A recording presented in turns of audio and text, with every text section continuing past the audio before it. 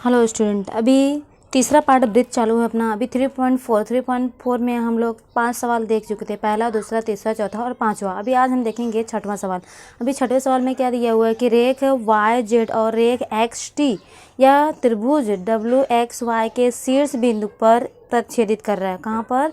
शीर्ष बिंदु पर यहाँ पे क्या कर रहा है? प्रच्छेदित कर रहा है।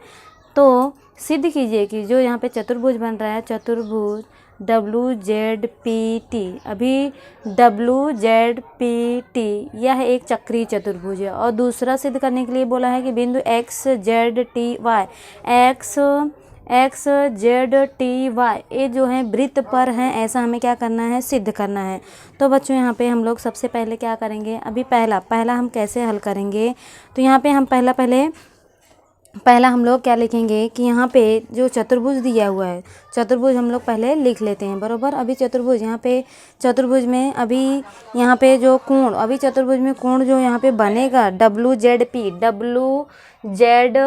पी, यहाँ पे जो कोण बनेगा वो कितने अंश का होगा? 90 अंश का। यहाँ पे दत्त में दिया हुआ है कि यह क्या है, मतलब यहाँ पे जो चतुर्भुज बन रहा है वो कितने अंश का, यहाँ पे कोण जो बनेगा वो कितने अंश का होता है? क्योंकि चतुर्भुज में क्या होता है, चक्रीय चतुर्भुज में यहाँ पे जो कोण बनते हैं वो कितने अंश के होते हैं? 90 अंश के होते हैं। तो अभी डब्ल्यू जेड पी यहाँ पे जो कोण का निर्माण होगा, और डब्ल्यू टी पी यहाँ पर जो कोण बनेगा वो कितने अंश का होगा? 90 अंश का। तो बच्चों हम लोग यहाँ पे क्या लिखेंगे? कोण डब्ल्यू जेड पी ये बराबर हो जाएगा कोण डब्ल्यू टी पी, मतलब ये दोनों कोण क्या हो जाएंगे? 90 अंश के हो जाएंगे। यहाँ पे हम लोग लिख देंगे दत्त में दिया हुआ है।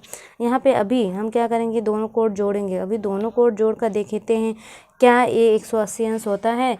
अभी डब्ल्यू जेड पी और प्लस कोण डब्ल्यू टी पी, अभी बच्चों ये दोनों 90 हैं, हम लोग इसको जोड़ेंगे। अभी 90 प्लस 90 कितना हो जाएगा? ये टोटल 180 हो जाएगा, बराबर। 180 आ गया, मतलब यह क्या है? चक्रीय चतुर्भुज के प्रमेय का विलोम। क्योंकि चक्रीय चतुर्भुज के प्रमेय के विलोम में हम लोग देखेंगे कि कितना अंश होता है? 180 अंश आता है। तो यहाँ पे हम लोग क्या लिख देंगे? इसलिए चक्रीय चतुर्भुज, क्या लिखेंगे? चक्रीय चतुर्भुज के प्रमेय का विलोम, चक्रीय चतुर्भुज के प्रमेय का विलोम यहाँ पे हम लोग बच्चों लिख देंगे, बरोबर। अब यहाँ पे चक्रीय चतुर्भुज के विलोम से 180 अंश होता है दोनों कोण। अब यहाँ पर हम लोग जो डब्ल्यू जेड पी जो पूछा है, डब्ल्यू जेड पी चतुर्भुज, यहाँ पे डब्ल्यू जेड पी टी एक चक्रीय चतुर्भुज है। यहाँ पे हम लोग क्या लिखेंगे? एक, यह क्या होगा? एक चक्रीय चतुर्भुज, इसलिए हम लोग क्या लिख देंगे? यह एक चक्रीय चतुर्भुज, यह एक चक्रीय चतुर्भुज है। इसलिए बच्चों यहाँ पे चक्रीय चतुर्भुज हो जाएगा। क्यों? क्योंकि यहाँ पे दोनों कोण डब्ल्यू जेड पी टी में यहाँ पे जो दोनों कोण बनेंगे कितने अंश के बनेंगे?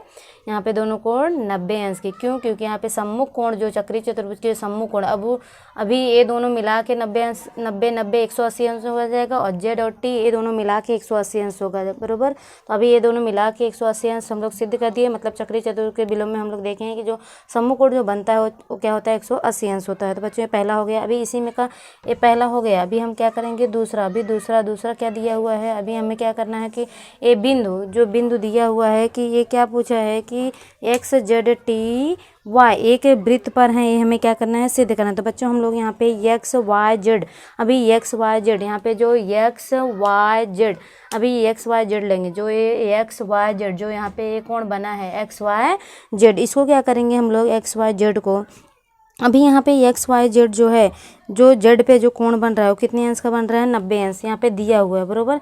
यहाँ पे क्या है? 90 अंश का कोण बन रहा है। और यहाँ पर टी पर कितना अंश का? 90 अंश, मतलब ये दत्त है। यहाँ पे दत्त हम लोग लिख देंगे। क्या दिया है कि कोण हम लोग क्या लिखेंगे यहाँ पे एक्स जेड वाई एक किसके बराबर हो जाएगा एक्स टी वाई। कोण एक्स टी वाई बराबर 90 अंश। दत्त मतलब दिया हुआ है इसलिए हम लोग दत्त लिख देंगे। अब यहाँ पे बच्चों जो बिंदु एक्स और वाई है, बिंदु एक्स तथा वाई के जो रेखा एक्स वाई, जो रेखा है एक्स वाई दो समान कोण अंतरित कर रहे हैं। कितने? दो समान। अब जब ये रेखा क्या दो अंतरित समान कोण अंतरित कर रहा है जेड पर और टी पर, बराबर। तो यहाँ पे समान कोण अंतरित कर रहा है और बिंदु जो जेड और टी है, बिंदु जेड और टी उसी भुजा के रेख एक्स वाई पर है। देखेंगे जेड और टी अभी एक्स वाई मतलब इस पर जा रहे हैं और वाई पर भी टी क्या है इस पर एक लाइन जा रहा है, मतलब कि यहाँ पे भुजा के रेख जो एक्स वाई है इस पर क्या हो जाएगा, इसलिए क्योंकि बच्चों यहाँ पे हम लोग प्रमेय जो देखे थे यहाँ पर इसमें क्या दिया हुआ है कि जब यहाँ पे जो बिंदु जो यहाँ पे अगर किसी चक्रीय चतुर्भुज में जब बिंदु जो रहते हैं दो बिंदु समान रहते हैं, समान रेखा पर रहते हैं, तो जो कोण होता है अंतरित करते हैं वो कोण क्या होता है समान होता है। मतलब किसी रेखा पर स्थित दो भिन्न बिंदु उसी रेखा के एक ही स्थित दो भिन्न बिंदुओं पर जो सर्वांग कोण बनता है वो चारों जो बिंदु होते हैं एक ही वृत्त पर होते हैं। अभी ये क्या हो जाएगा सर्वांग कोण बन रहा है, बराबर। जेड और टी सर्वांग मतलब ये 90 अंश है दोनों, तो सर्वांग बन रहा है इसलिए यहाँ पर सर्वांग जब बनेगा तो जो चारों बिंदु आएंगे एक्स वाई जेड टी या क्या होगा एक ही वृत्त पर आएंगे। ऐसा हम लोग प्रमेय देखे थे। मतलब किसी रेखा पर स्थित दो भिन्न बिंदु उसी रेखा के एक ही ओर स्थित दो भिन्न बिंदुओं पर जो सर्वांग समकोण बनते हैं, सर्वांग समकोण बन रहे हैं तो वो चारों बिंदु एक वृत्त पर क्या होते हैं सर्वांग सम होते हैं। यहाँ पे बच्चों हम लोग लिख सकते हैं, तो यहाँ पे हम लोग लिख देंगे क्या लिखेंगे कि किसी रेखा पर, अभी क्या लिखेंगे किसी रेखा पर, क्योंकि किसी रेखा क्या है एक्स वाई है, बराबर। एक्स वाई रेखा है तो हम लोग क्या लिखेंगे किसी रेखा पर स्थित दो भिन्न बिंदु। अभी स्थित दो भिन्न बिंदु अभी दो भिन्न बिंदु उसी रेखा के एक ही ओर स्थित दो भिन्न बिंदु की ओर एक ही ओर स्थित दो भिन्न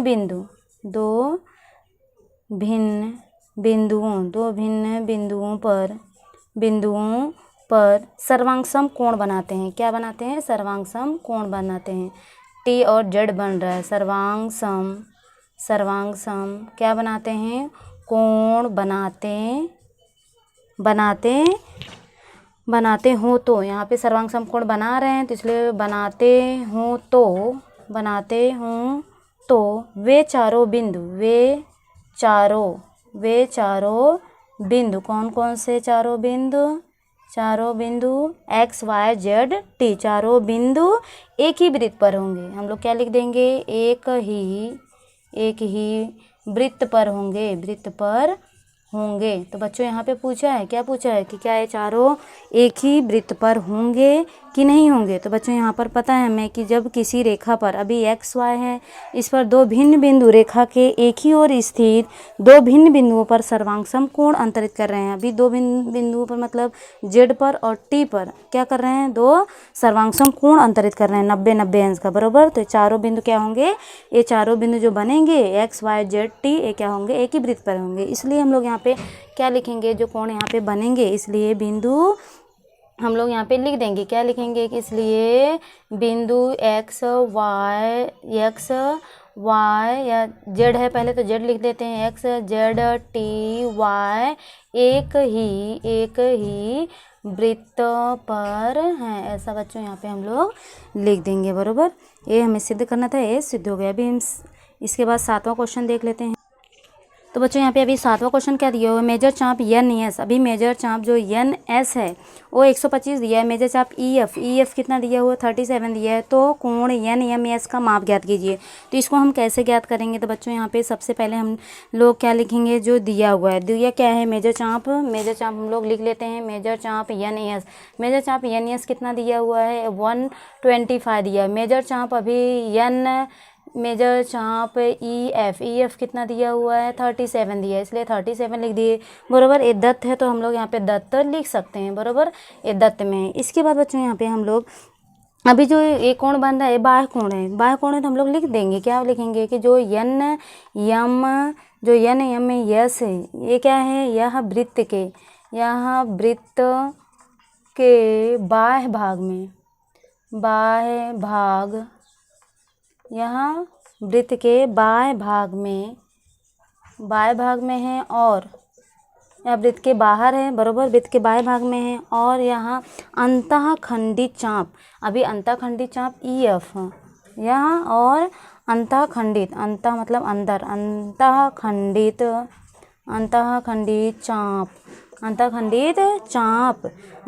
चाप ई एफ तथा ई एफ और एन एस, दो बन रहा है, ई एफ और एन एस, ई एफ तथा चाप एन एस, मतलब ये दोनों क्या है, अंतःखंडित चाप है। तो यहाँ पे बच्चों हम लोग लिख दिए, जो कोण एम बन रहा है यह क्या है, वृत्त के बाह्य में, और अंतःखंडित जो चाप ई एफ है और एन एस है। तो यहाँ पे इसलिए यहाँ पे जो कोण बनेगा, जो कोण एन एम में यस बनेगा, वो कितना हो जाएगा, 1/2 मेजर चाप। अभी बच्चों हमें पता है कि अगर जो कोण यहाँ पे बनेगा, जो बाह्य कोण जो बनता है, तो इसके अंदर 2 चाप बनते हैं, तो क्या होता है, जो कोण उसका जो माप होता है वो आधा होता है। अगर वृत्त के जो अंतः भाग में यहाँ पर जो कोण बनते हैं वो क्या होते हैं, बाह्य भाग में, वहाँ दो मतलब कि आधा हो जाता है। कोण के योग जो चाप का योगफल रहता है उसका आधा, तो चाप का यहाँ पे हम लोग योगफल कर देते हैं। अभी दोनों चाप दिया हुआ है। कौन कौन से चाप दिए हुए हैं, मेजर चाप ई एफ और मेजर चाप एन एस दिया हुआ है। बराबर, तो यहाँ पे मेजर चाप का जो यहाँ पे हम लोग अंतर रहेगा वो हम लिख देंगे। तो मेजर चाप एन एस, अभी एन एस मेजर चाप हम क्या लिखेंगे, मेजर चाप एन एस और माइनस क्या लिखेंगे, मेजर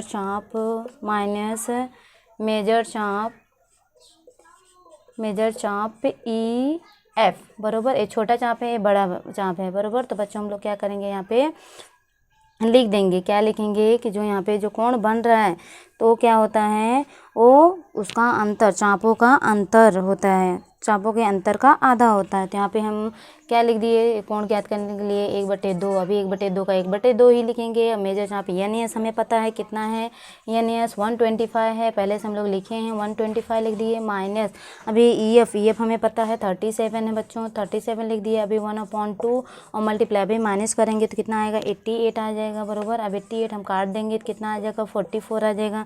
मतलब जो कोण आएगा वो कितना अंश आएगा, एन एम एस, जो बाह्य कोण जो बन रहा है वो कितना आ रहा है, 44। तो 44 डिग्री यहाँ पे कोण आ रहा है बच्चों, ये वाला कोण। बराबर, बहुत ही ईजी था। हमें क्या करना था, इसका जो कोण था वो बाह्य में था और अंतःखंडित चाप था, तो इस कोण के जो अंतःखंडित चाप 2 चाप हैं, बराबर, इनका क्या करना था, हमें माइनस करना था, मतलब अंतर करना था। बड़े चाप में से छोटे चाप को माइनस करके आधा करना था। बस ये इजी सवाल था 2 नंबर का। अभी हम नेक्स्ट क्वेश्चन देख लेते हैं, क्वेश्चन नंबर 8, लास्ट क्वेश्चन है। तो बच्चों यहाँ पे आठवां प्रश्न क्या दिया हुआ है कि जीवा AC तथा जीवा DE, अभी AC और DE यह किस पर प्रचलित कर रहे हैं, बिंदु B पर, यहाँ पे बिंदु पर प्रचलित करती हैं। तो यहाँ पे कोण जो ABE 108 है, मेजर चाप AE कितना है, 95 है। तो मेजर चाप DC ज्ञात करना है। तो आपको क्या ज्ञात करना है, DC ज्ञात करना है। तो बच्चों हम पहले क्या कर लेंगे, पहले जो दिया हुआ है लिख लेंगे मेजर चाप। अभी मेजर चाप कितना दिया हुआ है, मेजर चाप AE कितना दिया हुआ है, 95, इसको लिख लेते हैं।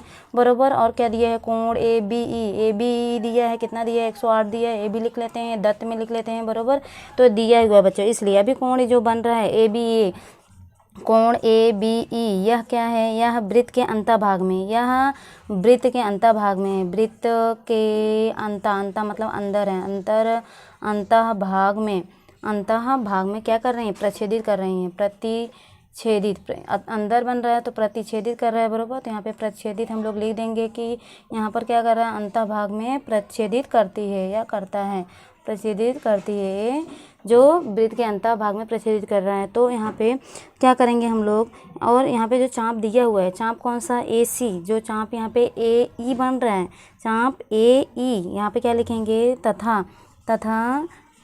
तथा चाप जो अंतःखंडी चाप, क्या लिखेंगे, अंतःखंडित चाप, अंतःखंडित चाप ए ई क्या बन रहा है, ए ई, अंतःखंडित चाप क्या बन रहा है, ए ई। और शीर्षाभिमुख कोण, यहाँ पे क्या बनेगा, शीर्षाभिमुख कोण बन रहा है बच्चों। अभी आमने सामने का जो कोण होगा वो क्या होगा, शीर्षाभिमुख कोण होगा। और चाप भी देखेंगे तो शीर्षाभिमुख बन रहा है, इसलिए हम लोग क्या लिखेंगे, शीर्षाभिमुख कोण। शीर्षाभिमुख कोण क्या बन रहा है, डी कोण डी बी सी। तो यहाँ पे डी बी सी, यहाँ क्या बन रहा है, इसके यहाँ शीर्षाभिमुख कोण है, इसलिए इसके द्वारा अभी शीर्षाभिमुख कोण डी बी सी द्वारा क्या कर रहे हैं, अंतःखंडित चाप, अंतःखंडित चाप क्या आ रहा है, इसके बीच में डी सी आ रहा है, इस कोण के अंतःखंडित में डी बी सी के अंदर क्या आ रहा है, डी सी आ रहा है। तो अंतःखंडित चाप डी सी, तो डी सी है तो चाप अंतःखंडित डी सी है, तो इसलिए हम लोग क्या लिख देंगे, डी सी। तो बच्चों हम लोग क्या लिखे, कोण ए बी ई, मतलब ए वाला कोण जो है यह वृत्त के अंतःभाग में प्रतिच्छेदित कर रहा है, अंदर बन रहा है। और जो अंतःखंडित चाप ए ई है, अभी इसके अंदर ए ई है अंतःखंडित चाप, तो अंतःखंडित चाप ए ई, और जो शीर्षाभिमुख कोण जो बन रहा है इसका शीर्षाभिमुख कोण बी हो जाएगा बराबर। तो डी बी सी जो है इसके द्वारा अंतित खंड चाप क्या है, डी सी है। तो बच्चों यहाँ पर अभी अगर ऐसे रहता है तो हम लोग यहाँ पे क्या प्रमेय लगाते हैं, अभी प्रमेय हम लोग यहाँ पे क्या लगाएंगे कि जो मतलब कि हम लोग देखे थे कि जब अगर किसी रेखा के बिंदु में अगर यहाँ पे अंतःभाग में जब प्रतिच्छेदित करते हैं, वृत्त के अंतःभाग में कोण प्रतिच्छेदित करते हैं, जो अंतःखंडी जो चाप बनता है यहाँ पर वो क्या होता है, इसके शीर्षाभिमुख जो अंतःखंड होते हैं वो क्या होते हैं, इसके अभी देख रहे हैं यहाँ पे दो जीवाएं क्या कर रहा है, एक दूसरे को प्रतिच्छेदित कर रहा है बराबर। तो वृत्त की जीवाएं जब एक दूसरे को वृत्त के अंतःभाग में प्रतिच्छेदित करती हैं तो उन जीवाओं के जो बीच कोण बनता है बच्चों, यहाँ अंतःखंडी चाप और शीर्षाभिमुख कोण द्वारा अंतःखंडी चाप के माप के योगफल के आधा होता है। तो हम लोग क्या कर देंगे, अभी इसको इसके अनुसार हम लोग यहाँ पे लिख देंगे, क्या लिखेंगे कि यहाँ पे जो कोण ए बी ई, ये कोण जो ए बी ई है किसके बराबर हो जाएगा, जो चाप बन रहा है मेजर चाप ए ई, मेजर चाप ए ई, और क्या मेजर चाप डी सी, दोनों चाप बन रहे हैं बराबर, डी सी और ए ई और डी सी बन रहा है इसके द्वारा कोण। तो यहाँ पे हम लोग क्या करेंगे, दोनों का योगफल ए बी ई बच्चों दिया हुआ है, कितना दिया है, 108 दिया है, 108 लिख देंगे बराबर 1/2। अभी मेजर चाप ए ई कितना है, 95 दिया हुआ है बराबर। और यहाँ पे इसके बाद जो मेजर चाप दिया हुआ है यहाँ पे योगफल, अभी मेजर चाप हमें क्या ज्ञात करना है, मेजर चाप डी सी, तो मेजर चाप डी सी पूछा है तो मेजर चाप डी सी हम लोग ज्ञात कर लेंगे बराबर। अब यहाँ पे क्या हो जाएगा, ये अभी 95 है बराबर, यहाँ पे क्या है 95 है, तो हम क्या करेंगे यहाँ पे 1/2 इधर क्या हो जाएगा, आके गुणा हो जाएगा, 108 और गुणे 2 हो जाएगा, और यहाँ पे 95 प्लस मेजर चाप डी सी, तो हम क्या कर देंगे यहाँ पे बच्चों माइनस कर देंगे इस साइड ले जाके, अब इसको गुणा कर देंगे। अभी कितना आ जाएगा, गुणा करने के बाद 216 आएगा, और 95 इधर आके क्या हो जाएगा, माइनस हो जाएगा, और इधर क्या बचेगा, मेजर चाप डी सी बचेगा। तो डी सी हम क्या करेंगे, उतार लेंगे। इसलिए बच्चों यहाँ पे मेजर चाप डी सी, अभी माइनस करने के बाद क्या बचेगा, यहाँ पे 121 बचेगा, इसलिए मेजर चाप डी सी पूछा तो डी सी कितना आ गया, यहाँ पे 121 आ गया। तो बच्चों यही पूछा था, तो यहाँ पे आ गया किसके द्वारा, जब यहाँ पे जो अंतःखंडित मतलब कि जब यहाँ पे जब जीवाएं एक दूसरे को अंतःभाग में प्रतिच्छेदित करते हैं, अंदर प्रतिच्छेदित करती हैं, तो जीवाओं को जो बीज बनने वाला जो कोण होता है वह कोण द्वारा जो अंतःखंडी जो चाप है, अभी अंतःखंडी चाप ए है और डी सी है, तो चाप जो शीर्षक बिंब कोण द्वारा अंतःखंडी जो चाप है इसके योगफल के माप के बराबर होता है। योगफल के माप का आधा होता है, बराबर। तो ये हम लोग क्या कर दिए, योगफल कर दिए और आधा कर दिए, बराबर।